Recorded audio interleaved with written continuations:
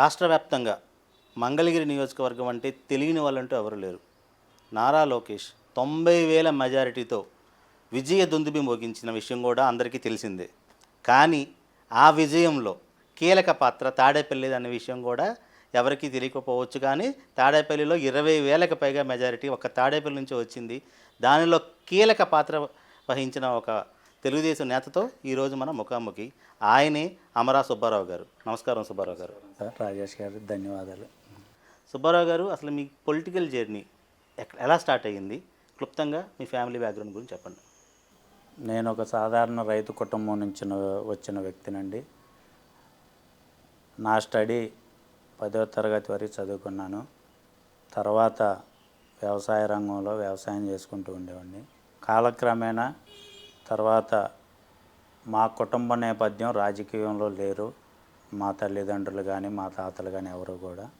నేను ప్రజలకి సేవ చేయాలనే ఆలోచనతో రాజకీయాలని ఒక ప్లాట్ఫామ్గా భావించి తెలుగుదేశం పార్టీలో జాయిన్ అవటం 2016లో జాయిన్ అయిన వెంటనే మా కుటుంబ నేపథ్యం, మా మంచితనం చూసి ఆనాడు తెలుగుదేశం పార్టీ నాకు గ్రామ టీడీపీ అధ్యక్షులుగా పదవి ఇవ్వటం చాలా సంతోషం. తెలుగుదేశం పార్టీకి కూడా నేను ధన్యవాదాలు చెప్పుకుంటున్నాను. ఎప్పుడైతే మీరు తెలుగుదేశంలో జాయిన్ అయ్యారో అప్పుడు చాలా పార్టీలు కూడా ఉన్నాయి కదా, ఎందుకని తెలుగుదేశం వైపే ఎక్కువ మీరు ఇంట్రెస్ట్ చూపించారు? గౌరవనీయులు నారా చంద్రబాబు నాయుడు గారు అభివృద్ధి, సంక్షేమం మనం ఉమ్మడి ఆంధ్రప్రదేశ్లో తెలంగాణని ఎలా అభివృద్ధి చేశారో కూడా మనందరం చూసాం. మనకి ఐటీ పరిశ్రమలు అప్పుడు ఉమ్మడి ఆంధ్రప్రదేశ్లో ఉద్యోగ అవకాశాలు, అభివృద్ధి చూసి తెలుగుదేశంలో చేరాలని నిర్ణయించుకోవటం ఆనాడు జరిగింది. అప్పట్లో జనసేన కూడా ఉంది కదా, జనసేనకి జాయిన్ అవ్వకుండా తెలుగుదేశం వైపు ఎందుకు జాయిన్ అయ్యారు? ఎందుకంటే కాపు సామాజిక వర్గం చెందిన వ్యక్తి. ఎందుకంటే కాపులకి ఎక్కువగా ప్లేస్మెంట్ ఉండే ప్లేస్ ఎవరన్నా కాపు అభ్యర్థులు ఎవరైనా ముఖ్యంగా ఫస్ట్ చూసేది జనసేన. కానీ జనసేన జాయిన్ అవ్వకుండా లోకల్గా మీరు ఎందుకని తెలుగుదేశం జెండా పట్టుకున్నారు? నా అభిప్రాయం కాపు లేదంటే జనసేన అని కాదండి. మనం అన్ని సామాజిక వర్గాల ఓటర్లతోనే మనం ఏ పార్టీ అయినా, జనసేన నాయకులైనా, టీడీపీ అయినా, అదర్ పార్టీస్ ఎవరైనా కూడా మనం ఒక గ్రామాన్ని చూసుకుంటే ఎస్సీ, ఎస్టీ, బీసీ, ఓసీ, కాపు అనేక రకాలు. అటువంటి ప్రజలను మెప్పించిన రోజునే మనం నాయకులుగా నిలబడగలుగుతాం. అంతే తప్ప మనం ఒక కాపుగాని నేను ఎప్పుడు ఆలోచించలేదు. పవన్ కళ్యాణ్ గారు మంచి వ్యక్తి, విమర్శ అయితే నేను చేయను. జనసేన పార్టీని కానీ పవన్ కళ్యాణ్ని కానీ, అదేవిధంగా గ్రామాల్లో ఉన్న నాయకులను కూడా మేము ఎప్పుడు కూడా పార్టీలు వేరైనా కూడా మేము అన్యోన్యంగా కుంచనపల్లి గ్రామంలో అయినా ఇరువురం కూడా జనసేన నాయకులం కానీ మేము కానీ మాకు తెలిసినంతవరకు కూడా అన్యోన్యంగా ఉండేవాళ్ళం. ఎవరి పార్టీ కాళ్ళు రాజకీయంగా ఎలక్షన్లప్పుడు ఎవరి పార్టీ కాళ్ళు చేసుకునేవాళ్ళం. తర్వాత కూడా ఎంతో అన్యోన్యంగా ఉండేవాళ్ళం. ఏదైనా సరే ఒక ప్లాట్ఫామ్ తీసుకున్నప్పుడు అన్ని సామాజిక వర్గాలని మనం కనిపెట్టుకుంటేనే మనం ఒక నాయకుడు అనేది నా అభిప్రాయం అండి. అదేవిధంగా సేమ్ నేను ఇటు టీడీపీని గౌరవిస్తాను. నేను ఒక పార్టీ ప్లాట్ఫామ్ అభివృద్ధి చేసే నాయకుడు. జనసేన అంటే పార్టీ బలోపేతం ఆయన రాజకీయాల్లో ప్రత్యేకంగా 2019లోనే కాబట్టి మేము అంతకుముందే జాయిన్ అయిపోయి ఉన్నాం కాబట్టి నేను ఇంకా దాని గురించి ఎక్కువ కూడా అంటే స్టెప్ తీసుకొని ఉన్నాను కాబట్టి ఇంక నేను ఎక్కువ కూడా మాట్లాడదలుచుకోవాలా. అదే 2019లో నారా లోకేష్ ఘోర ఓటమి, ఘోర పరాజయం. ఓటమి ఒక అటుంచితే ట్రోలింగ్స్, అసలుకి ఈయన రాజకీయాలకి పనికిరాడు అని చెప్పేసి ఒక రకమైన ట్రోలింగ్స్. అప్పుడు ఎలా అనిపించింది మీకు? ఎందుకంటే మీరు ఎంతో అభిమానించే నాయకుడు ఇలా ట్రోలింగ్స్ గురవుతున్నాడు, ఓడిపోయాడు. అసలు ఓడిపోవడానికి కారణం ఏంటి? అప్పట్లో మీ గ్రామానికి కానీ లేదంటే తాడేపల్లిలో కానీ ఎందుకని ఆయనకి తక్కువ ఓట్లు వచ్చాయి? గతంలో చూసుకున్నట్టయితే నారా లోకేష్ గారు 2019లో ఈ మంగళగిరి కాన్స్టిట్యున్సీకి ఎలక్షన్లకి 20 రోజుల ముందు అభ్యర్థిగా ప్రకటించటం, గతంలో కొన్ని తెలుగుదేశం పార్టీలో లోటుపాట్లు జరిగిన మాట వాస్తవం. దాని పరాభవం 2019లో ప్రజలు తీర్పు ఇవ్వటం, అది నారా లోకేష్ గారు తప్పు కాదండి, తెలుగుదేశం పార్టీ తప్పు కాదు. ఇక్కడ లోకల్లో కొంత తప్పులైతే జరిగినాయి. దాని మూలాన లోకేష్ గారు 5,300 చిల్లర ఓట్లతో ఓడిపోవటం చాలా బాధేసింది. కానీ నారా లోకేష్ గారు ఓడిపోయినప్పటి దగ్గర నుంచి కూడా ఏనాడు అధైర్యపడకుండా మాబోటంలో గ్రామ స్థాయి నుంచి కూడా మేము గతంలో 2019 ఎలక్షన్లు చేసినప్పుడు మేము గ్రామాధ్యక్షుడిగా ఉన్నాం. 2019లో కూడా కుంచినపల్లి నుంచి వైసీపీ జనసేన తరపున ముప్పాళ్ళ నాగేశ్వరరావు గారికి ఇచ్చారు. అదేవిధంగా ఇక్కడ నారా లోకేష్ గారు టీడీపీ తరపున అభ్యర్థిగా ఉన్నప్పటికి కూడా 1,500 ఓట్లు టీడీపీకి పడినాయి, మరి వైసీపీకి 2,000 పైచిలకు పడినాయి. అంటే ఆ రోజున కూడా గ్రామాల్లో మెజార్టీ పీపుల్ 1,500 ఓట్లు ఇచ్చారంటే నారా లోకేష్ గారి నాయకత్వాన్ని మెచ్చారు. కానీ చిన్న చిన్న పొరపాట్ల వల్ల కొన్ని చాట నియోజకవర్గం మొత్తం మీద కూడా ఆ ఎఫెక్ట్ 5,000 అంటే నియోజకవర్గం మొత్తం మీద ఆ ఎఫెక్ట్ ప్రజల్లో తీర్పు ఇవ్వడం. స్వపక్షంలో విపక్షం అంటే ఏంటంటే ఎగ్జాంపుల్, అరే ఈ క్యాండిడేట్ కనుక మంగళగిరిలో సెటిల్ అయితే మేము ఇంకెప్పటికీ ఎమ్మెల్యేలు కామేమో, ఇంకా మేము పనికి రామేమో అని వెన్నుపోటు పొడిచారా అని కూడా ఒక విమర్శ అయితే బయట జనాల్లో బాగా ఉంది. అది నిజమేనా? జనాల్లో ఉంది, కొంత జరుగుంటే జరుగుండొచ్చండి. కానీ మనం ఎప్పుడు కూడా ఒక నాయకుడు, మనకి ఇక్కడ నాయకుడు వస్తున్నాడంటే, మరి ఒక ముఖ్యమంత్రి కొడుకు ఇక్కడ ఉన్నాడంటే మన మంగళగిరి ఎంత అభివృద్ధి చెందిద్దని మన నాయకులను గ్రహించి అటువంటి నాయకుడు మన ఏరియాలో ఉంటే బాగుంటుందని మనం ఒక అడుగు ముందు వేయాలే తప్ప, మనం నాయకులుగా అలా సేవ చేసినప్పుడు మనకు ఆ గుర్తింపు కూడా ఉంటుంది అనేది గ్రహించుకోవాలి. ఫస్ట్ నాయకులుగా, మన లోకల్ నాయకులుగా అది తెలుసుకోవాలండి. ఎందుకంటే ఇవాళ నారా లోకేష్ గారు ఉంటే రేపు మన మంగళగిరి నియోజకవర్గానికి ఫండ్స్ అవనండి, అభివృద్ధి అవనండి. మనం చూసుకున్నట్టయితే ఐటీ పరిశ్రమలు గతంలో గెలిచినప్పుడు 2014లో మంగళగిరిలో ఐటీ పరిశ్రమలు మరి వాటిలో దరిదాపుగా 2,000 మంది ఉద్యోగాలు చేసుకుంటున్నారు. మరి అటువంటి డెవలప్మెంట్ మనకు ఉంటుంది కాబట్టి మనకి లోకల్లో ఆయన్ని మనం గెలిపించుకుంటే మన గౌరవం వేరుగుంటుంది. ప్లస్ లోకల్లో ఉన్నటువంటి పదవులను కూడా ఆయన కష్టపడిన వ్యక్తులకి కన్ఫామ్గా ఇస్తాడంటే దానికి ఉదాహరణ మేమైతే మండల పదవి అడగలేదండి.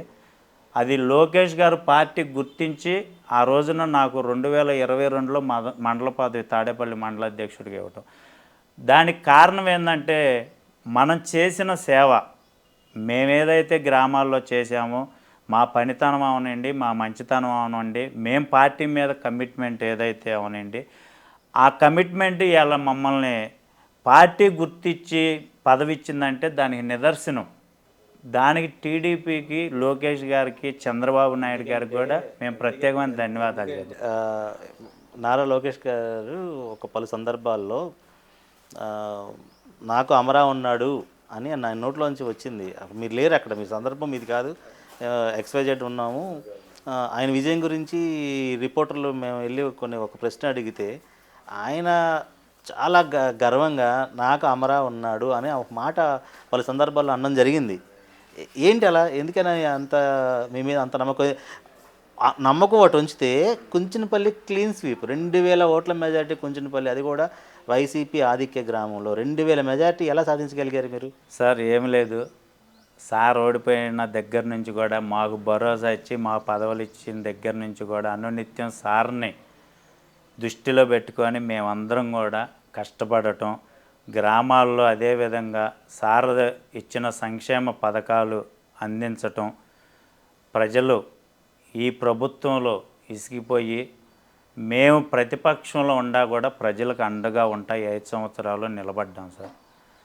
దానికి ప్రజలు ఇటువంటి తీర్పు ఇచ్చారు. మేము దాన్ని ఈ 5 సంవత్సరాల అధికారాన్ని మేము ఉపయోగించుకొని ప్రజలకి సంక్షేమం, అభివృద్ధి కూడా అదేవిధంగా ప్రజలకి చేరువయ్యే విధంగా ఇంకా బాధ్యతగా కష్టపడతాం. ఒకటే, సారు మా మీద పెట్టుకున్న నమ్మకానికి తగ్గట్టుగా మేము పనిచేసాం కాబట్టి, ఆ నమ్మకం ఉంది కాబట్టి మీతో సార్ ఆ మాట అనగలిగారు. 100% మేము ఆర్ట్ఫుల్గా పనిచేసామని మేము నమ్ముతున్నాం. అదే సార్ మీకు చెప్పుంటారని కూడా మేము ఈ సభాముఖంగా తెలియజేస్తున్నాం. లోకేష్ గారి పాదయాత్ర అలా వెళ్తుంది. లోకేష్ గారు ఉండవల్లి నుంచి ఆయన ఇంటికి వెళ్తున్న క్రమంలో చిన్న అపశృతి, మీరు కొంచెం హర్ట్ అయిన విషయం తెలిసింది. ఏం జరిగింది అక్కడ? ఎందుకని మీరు కొంచెం హర్ట్ అయ్యి నేను ఉండను పదవిలో కూడా అన్న అంత కోపం, అంత అంత బాధ ఎందుకు వచ్చింది మీకు అక్కడ? ఏం జరిగింది అక్కడ? సంఘటన ఏం జరిగింది? అదేం లేదు సార్, అది అంతా రూమరు, అదేం జరగలేదు అసలు. అది అంతా కూడా అది పబ్లిక్ టాక్ ఏం లేదు అసలు. అది పదవిలో ఉండను అంటాం ఇవన్నీ రూమరు. అది మంచిగా మండలం అంతా, నియోజకవర్గం అంతా లోకేష్ గారు పాదయాత్ర సక్సెస్ఫుల్గా కార్యకర్తలు, నాయకులు, ప్రజలందరం కూడా స్వచ్ఛందంగా చేశాం. కాకపోతే ఉండవల్లి సెంటర్లో కొంచెం తోపులాటగా జనం అంతా కిక్కిరిసిపోయి కొంచెం జరిగింది. నాకు కొంచెం అక్కడ అరే ప్రజలు ఇబ్బంది పడ్డారు అనే ఫీలింగ్ తప్ప మాకు పార్టీకి కానీ అటువంటిది ఏం లేదు. దాన్ని ఇది ఎవరన్నా సృష్టించారేమో తెలియదు కానీ అటువంటి సందర్భాలు అయితే ఎప్పుడు జరగలేదు. తాడేపల్లి రూరల్, తాడేపల్లి టౌన్ మొత్తం కలిపి 20,000 మెజారిటీ. అందులో మీ కృషి కావచ్చు, అలానే మన టౌన్ అధ్యక్షులు వెంకట్రావు గారి కృషి కావచ్చు, మరవలేంది. ఈ విషయం లోకేష్ గారు కూడా పలు సందర్భాల్లో తెలియజేశారు. అంత మెజారిటీ తాడేపల్లి వస్తుందని ఎక్స్పెక్ట్ చేశారా మీరు? 20,000 మెజారిటీ 100% సార్. కన్ఫామ్గా ఎందుకు చెబుతున్నానంటే, ఏదైతే తెలుగుదేశం ప్రభుత్వం తీసుకున్న ప్రతి ప్రోగ్రాం కూడా ప్రజల్లోకి వెళ్ళినప్పుడు, ప్రజలు మేము ఇంటింటికి వెళ్ళినప్పుడు కూడా వాళ్ళు రిసీవింగ్ కానీ, మేము వెళ్ళినప్పుడు కానీ వాళ్ళు చెప్పే విధానం కానీ, ఈ ప్రభుత్వం ఒకసారి నమ్మేమయ్యా, మోసపోయాం అని చెప్పటం, ఇవన్నీ కూడా మేము గ్రహించాం. అదేవిధంగా మేము అనుకోవటం 10 నుంచి 12 ఏళ్ళ దాకా వచ్చిద్దని అయితే మాకు కన్ఫామ్గా నమ్మకం ఉంది. మేము పార్టీ ఆఫీసుకి కూడా 8 నుంచి 10 ఏళ్ళు అయితే మేము షూర్గా వస్తుందని ఆఫీస్కి ఎలక్షన్లు అయినా చెప్పాం, గతంలో కూడా చెప్పాం. నేను గతంలో చాలాసార్లు కూడా మీరు అబ్జర్వ్ చేసినట్టయితే మీడియా ముఖంగా ఇక్కడ నారా లోకేష్ గారు 1,00,000 ఓట్ల మెజార్టీతో గెలిపించుకోబోతున్నాను పలు సందర్భాల్లో, పలు మీడియాల్లో, మీడియా ముఖంగా నేను పలుసార్లు మాట్లాడిన సందర్భాలు కూడా ఉన్నాయి.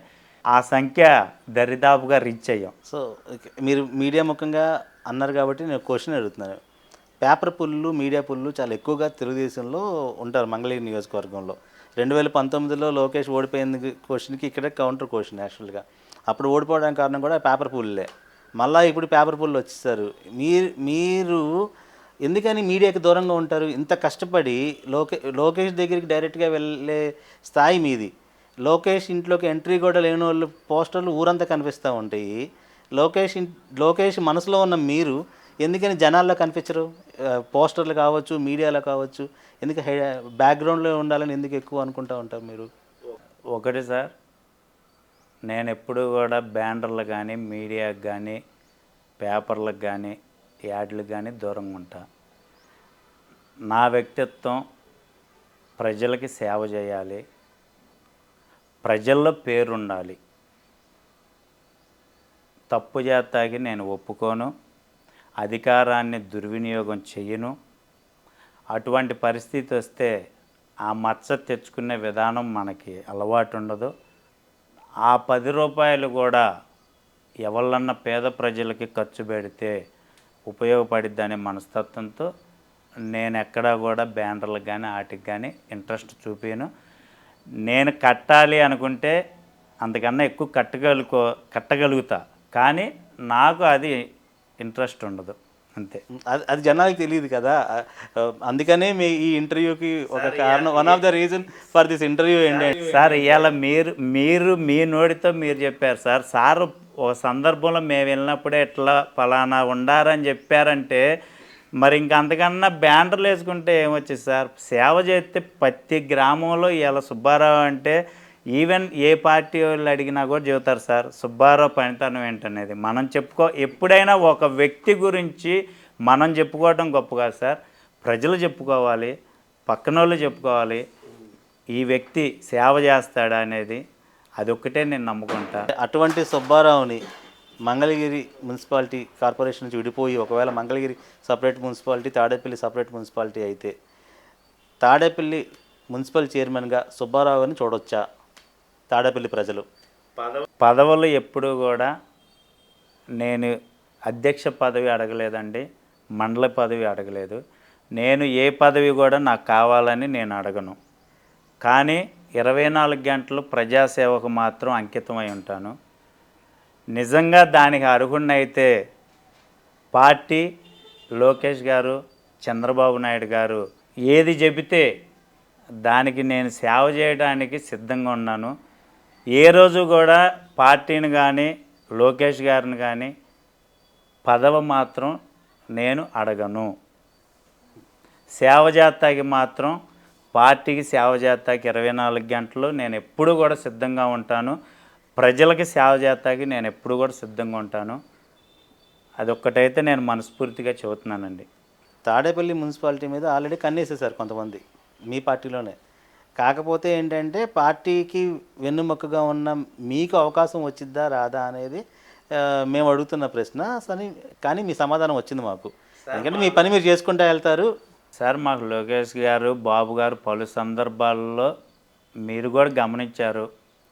నా దగ్గరికి వచ్చి ఫోటోలు దిగి ఇది చేసిన వాళ్ళని నేను కాపీ ఇచ్చి పంపించేస్తాను. కష్టపడ్డ వాళ్ళకి పార్టీలో ప్రయారిటీ ఉంటుందని లోకేష్ గారు పలు సందర్భాల్లో చెప్పారు, బాబు గారు చెప్పారు.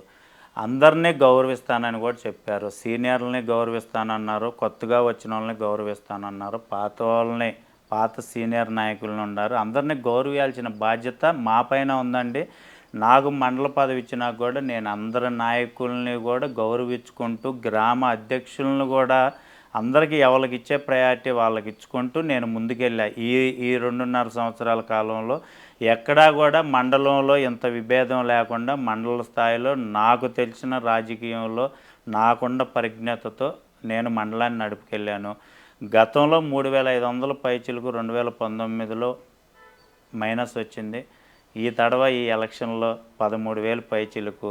ఇంకోటి మనం చూసుకున్నట్టయితే మండలంలో ఉన్న బూతులన్నిటిలో కూడా ఎక్కడా కూడా వైసీపీ ఒక్క బూత్లో కూడా మెజార్టీ తెచ్చుకోలేని పరిస్థితి.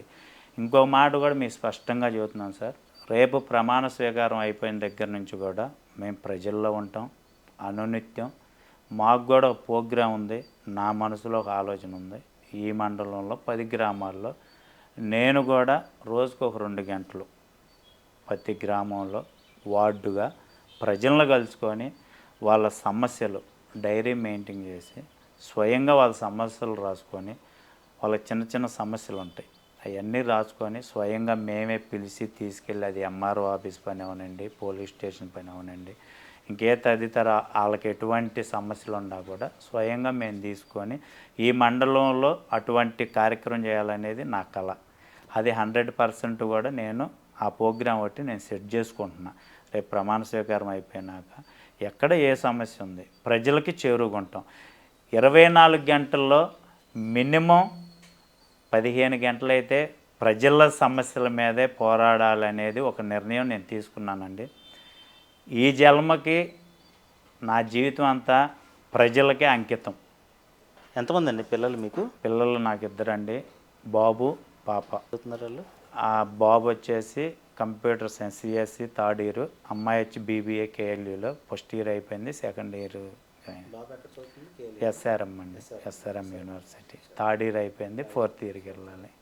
ఈ ఎన్నికల ప్రక్రియ, ఎన్నికలు సజావుగా సాగుతున్నప్పుడు ఒక విషాదమైన సంఘటన ఒకటి చోటు చేసుకుంది. ఏప్రిల్లో అనుకుంటా, ఏప్రిల్లో మీ సతీమణి, ఏప్రిల్ 28 మీ సతీమణి చనిపోయారు. అయినా ఇక్కడ అడగాల్సిన ప్రశ్న ఏంటంటే క్యాంపెయిన్ ఎక్కడ క్యాంపెయిన్ ఆగలేదు. ఆ బాధని పంటి బిగుని పెట్టుకొని ప్రచారానికి వెళ్ళిపోయారు. ఎట్లా అసలుకి అది ఎలా సాధ్యమైంది మీకు? అది మీ ఫేస్ చూసిన అందరూ ఏడుస్తున్నారు, మీ కార్యకర్తలు ఏడుస్తున్నారు, మీ కుటుంబ సభ్యులు ఏడుస్తున్నారు. అసలు మిమ్మల్ని చూడటానికే ఎవరు ధైర్యం చేయలేని పొజిషన్లో మీరు మళ్ళీ గండవా కప్పుకొని మళ్ళీ ప్రచారానికి వెళ్ళిపోయారు. ఎట్లా సాధ్యమైంది అది? ఒకటి సార్, మా మిస్సెస్కి మాకు 2003లో మ్యారేజ్ అయింది. మ్యారేజ్ అయిన 3 ఇయర్స్కే ఆమెకి కొంచెం అనారోగ్యం, అప్పుడే హార్ట్ సర్జరీ జరిగింది. తర్వాత కూడా ఒక వెన్నుపూస ఆపరేషన్ జరిగింది. అప్పుడే డాక్టర్లు ఆమె బతుకుతున్నారు. కానీ మేము చేసిన సేవ, మంచితనం, ఆ అమ్మాయిని ఇన్నాళ్ళు కూడా దేవుడు బతికిచ్చాడు. వాస్తవంగా నా పిల్లల అదృష్టం. నేను చేసే సేవ ఏదన్నా కానీ దేవుడు మాకు కొన్నాళ్ళు ఆమెని ఇచ్చారు. అనుకోని పరిస్థితుల్లో సడన్గా కనీసం బాగోలేదని కానీ ఏదన్నా హాస్పిటల్లో ఉండటం కూడా జరగకుండా సడన్గా స్ట్రోక్ రావటం చాలా బాధాకరం. అటువంటి బాధల్లో వాస్తవంగా తిరగలేని పరిస్థితి. కానీ ఎలక్షన్లో క్యాంపెయిన్ టైం, ఎలక్షన్లు చూసుకుంటే ఇంకా 15 రోజులే. ఒక మండలానికి అధ్యక్షుడిగా చేస్తున్నా. ఒక పక్క బాధ, తిరగలేని బాధ ఉండా కూడా, కానీ ఇక్కడ లోకేష్ గారు గెలిస్తే మా మండలంలో ఉన్నటువంటి ప్రజలకి న్యాయం చేయగలుగుతాం అని ఆ ఒక ఇదితో ఆ బాధను దిగమింగుకొని కూడా నేను ఆ సంకల్పంతో నేను తిరగాల్సి వచ్చింది, తిరిగాను. అదేవిధంగా ప్రజలందరూ కూడా మమ్మల్ని ఆశీర్వదించారు. కనిపిస్తుంది ఎలక్షన్స్లో మీ గ్రామంలోనే 2000 మెజారిటీ అంటే అసలు నాకు తెలిసి ఇది హిస్టరీ అండ్ 20,000 మెజారిటీ ఒక తాడేపల్లిలో మీరు తీసుకొచ్చారంటే మీ ఆధ్వర్యంలో, దట్ ఈజ్ ఆల్సో హిస్టరీ. ఇప్పుడు అందరూ లోకేష్ గారు 90,000 వచ్చినాయి అన్నారు. అందులో మెజారిటీ తాడేపల్లిదే పార్ట్. అది వాస్తవంగా చెప్పాలంటే సార్, ఇక్కడ తాడేపల్లి ఎప్పుడు కూడా వైసీపీది అడ్డా. అటువంటి అడ్డాని ప్రజలందరూ కూడా లోకేష్ గారు అయితేనే ఇక్కడ అభివృద్ధి జరిగిద్దని ఆశించారు. దానికి తోడు ఆయన నియమించినటువంటి వ్యక్తులను కూడా మాలో కూడా ఆయన చూసుకున్నారు కాబట్టే ఇంత మెజార్టీ మేము కూడా తేగలిగామని మేమైతే దృఢ సంకల్పంతో నమ్ముతున్నాం. అదేవిధంగా ఆయన మా మీద పెట్టిన భరోసా, ఆ గౌరవం సార్ ఇచ్చిన మాకు, అటువంటి సార్ మేము వెళితే ఆయన పక్కన శోభాలో కూర్చోబెట్టుకునేవాడు. అంటే మాకున్న వాల్యూ, ఆయన ఇచ్చిన గౌరవానికి మేము చేసింది తక్కువ అని ఫీల్ అవుతున్నాం సార్. అంత చేసినా కూడా మేము ఇంత చేసామనే ఫీలింగ్ కూడా మాలో ఏనాడు అనిపించలా. అంటే వాస్తవంగా సార్తో అంత ఇదిగా ఉండి మేము చూసాం కదా, కానీ సార్ని బయట మాట్లాడేది చాలా రాంగు. సార్ని మేము దగ్గరగా చూసాం కాబట్టి సార్ వ్యక్తిత్వం ఏంటో, నారా లోకేష్ గారు ఏంటో మాకు తెలుసు. ఇప్పుడు గెలిచిన తర్వాత ఏంటి మంగళగిరి, ఇప్పటికీ ఆయన మీద ఒక విమర్శ ఉంది. విమర్శ ఏంటంటే ఆయన ఒక స్టేట్ లీడరు, అంతేనా, జాతీయ కార్యదర్శి కూడా ఉన్నారు, జాతీయ రాజకీయాల్లో ఉన్నారు, అలానే స్టేట్ రాజకీయాల్లో ఉన్నారు. నెంబర్ 2 వాళ్ళ తండ్రి తర్వాత మొత్తం చూసుకోవాల్సింది ఆయనే. విమర్శ ఏంటంటే తాడేపల్లి ప్రజలకి లేదా మంగళగిరి నియోజకవర్గ ప్రజలకి అందుబాటులో ఉండరేమో, ఆయన్ని కలవాలి అంటే ఒక 4-5 లేయర్స్ ఉంటాయి, అవి దాటి ఆయన దగ్గరికి ఎలా వెళ్ళాలి, తాడేపల్లి ప్రజల సమస్యలు ఆయన ఎలా తీరుస్తారు అనేది ఒక విమర్శ అయితే ఉంది. ఇంటర్వ్యూ క్లోజ్ చేసే ముందు ఈ 2-3 క్వశ్చన్స్ అనమాట. ఈ విమర్శకి మీ సమాధానం ఏంటి? మేము ఇందాడే చెప్పా సార్, లోకేష్ గారు మమ్మల్ని నియమించారు. మేము ఎప్పుడు కూడా ప్రజలకు అందుబాటులో ఉన్నాం. సారు కూడా ఒక పక్క యువగలం పాదయాత్ర చేస్తూ కూడా మంగళగిరిలో ఎటువంటి ఇబ్బంది వచ్చినా కూడా మమ్మల్ని ఎంపటే పలానా సమస్య ఉంది మీరు వెళ్ళిపోండి అనే విధంగా మాకు భరోసా కల్పిస్తూ, ఆ రకంగా మేము ప్రతిపక్షంలో ఉండి కూడా అధికార పక్షం చేయలేనటువంటి పనులు లోకేష్ గారు మా చేత చేపించాడు. మేము చేసామంటే సార్ ఉండడం వల్లే మేము చేయగలిగాం. మాకు ఒక సపోర్ట్, మోడల్ సపోర్ట్ లోకేష్ గారు. ఆ ధైర్యం మమ్మల్ని ఇక్కడ నిలబెట్టింది. అదేవిధంగా లోకేష్ గారు రేపు పొద్దున ప్రమాణ స్వీకారం అయిపోయినాక ఆయన కాన్స్టిట్యున్సీలో ఆయన కంపల్సరీ ఉంటారు సార్. ఇవన్నీ అపోహలు. కంపల్సరీగా ఎలక్షన్కి గెలిచిన రోజు, అక్కడికి వచ్చిన రోజు, కౌంటింగ్ కాడికి వచ్చిన రోజు కూడా మనల్ని ప్రజలు ఆశీర్వదించారు, మనం లగెత్తాలి, మీరందరూ సిద్ధంగా ఉండండి అని సారు మమ్మల్ని అంటం కూడా జరిగింది. ప్రజలకి లోకేష్కి మధ్య సంధానకర్తలుగా మేము ఉన్నాం కాబట్టి ఎవరికి ఏ సమస్య వచ్చినా మేము చూసుకుంటాం, అదే మీరు అంటుంది. మేము చూసుకుంటాం. సార్ దగ్గరికి ఎప్పుడు కూడా వెళ్ళే విధంగా అక్కడ ఉంటుంది, ఇబ్బంది లేదు, అపాయింట్మెంట్ ఇస్తారు. కానీ అనునిత్యం రోజు సార్ని కలవాలంటాం కూడా ఇలా ఏ ఎమ్మెల్యే అయినా అనునిత్యం ఎవరు ప్రజల్లో నియోజకవర్గంలో కలవలేరు కదా. వాళ్ళు కూడా కాన్స్టిట్యున్సీలో ఒక నియోజకవర్గంలో ఒకరికి సమస్య ఉంటుంది, మీ దగ్గరికి వచ్చారు, లోకేష్ గారు బ్లెస్సింగ్స్తో మీరు సమస్య తీర్చారు. ఇంకా అతనికి లొకేషన్ కావాల్సిన అవసరం ఏంటి? అదే కదా అంటుంది. ఇప్పుడు లోకేష్ లాంటి వ్యక్తుల్ని సార్ నియమించుకున్నాడు. లోకేష్ లాంటి వ్యక్తుల్ని ప్రతి మండలంలో నియమించుకున్నాడు కాబట్టి ఇలా ప్రజలు నమ్మారు కాబట్టి ఇలా మంగళగిరిలో అసలు పార్టీలు స్థాపించినప్పటి నుంచి కూడా మనం చూసుకున్నట్లయితే ఇంత మెజార్టీ మంగళగిరిలో ఎప్పుడైనా ఉందా? ప్రజలు నమ్మారు, కన్ఫామ్గా ప్రజలకి సేవ చేస్తారు. ఆల్రెడీ ప్రతిపక్షంలో ఉండి అనేక రకాల సంక్షేమ పథకాలు మంగళగిరిలో ఉన్నాయండి, టౌన్లో ఉన్నాయండి, రూరల్లో ఉన్నాయండి, అటు దుగ్గిరాల్లో ఉన్నాయండి, అనేక చోట్ల సంక్షేమ పథకాలు అందించారు కాబట్టి ప్రజలు నమ్మారు. అదే విధంగా ఉంటారు. ఎప్పుడు కూడా ఇక్కడ లోకేష్ గారు 2029లో ఇంతకన్నా భారీ డబల్ మెజార్టీతో నారా లోకేష్ గారిని గెలిపించుకుంటారు ప్రజలు. అందుకు తగ్గట్టు మేము ప్రణాళిక సిద్ధం చేసుకొని ప్రజలకు అందుబాటులో ఉంటాం. ఎటువంటి అపోహలకు తావివ్వం.